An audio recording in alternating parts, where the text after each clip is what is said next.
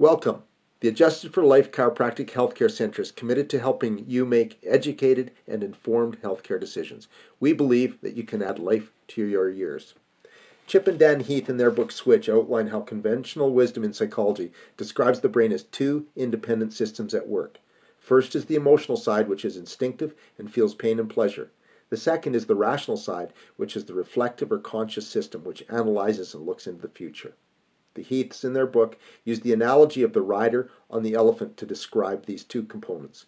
The elephant is emotional, instinctive, and lazy, looking for instant gratification. The rider, on the other hand, is goal-driven, with the ability to think long-term. The rider part of the image of your brain overanalyzes and struggles to make decisions. Therefore, to make change last, you have to appeal to both the rider to plan and provide direction, and the elephant to provide the necessary energy. They decide that there are 3 steps. First, direct the rider. Follow the bright spots. Clone past successful efforts. Script the critical moves. Think in terms of specific critical behaviors and not big picture. Successful change requires a translation of ambiguous goals into concrete behavior. Point to the destination. It is easier when you know clearly where and why. Secondly, you need to motivate the elephant. This is done by finding the feeling. You must feel something tangible. Knowledge doesn't change behavior. We have all met crazy shrinks and obese doctors. Secondly, to motivate the elephant, you shrink the change. You want early wins, get momentum, and believe in the possibility of change.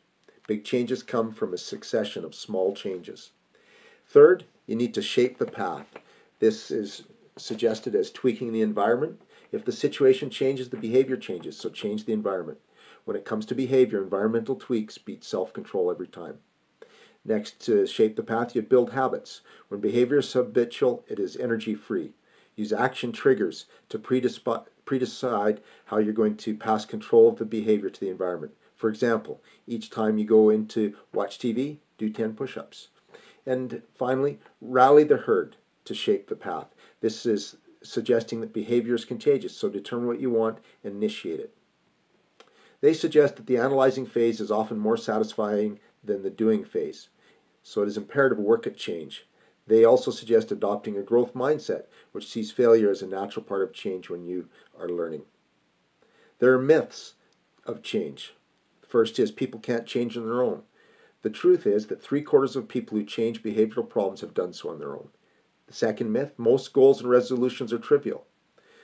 Change can be life-enhancing, if not life-saving. 3. This myth suggests that change requires only willpower. Those who rely on willpower alone fail at a greater rate. Fourth myth, it's all in my genes. You need to understand the difference between genetic determination and genetic predisposition. And a final myth is I can't change. I've tried before. It is easier to change if you have better strategies. Don't give in to fear of failure or overgeneralization. In his book Changeology, John Norcross describes the mechanics and timelines for long-term successful change. Please watch the next video in this series for an outline of the stages of successful change.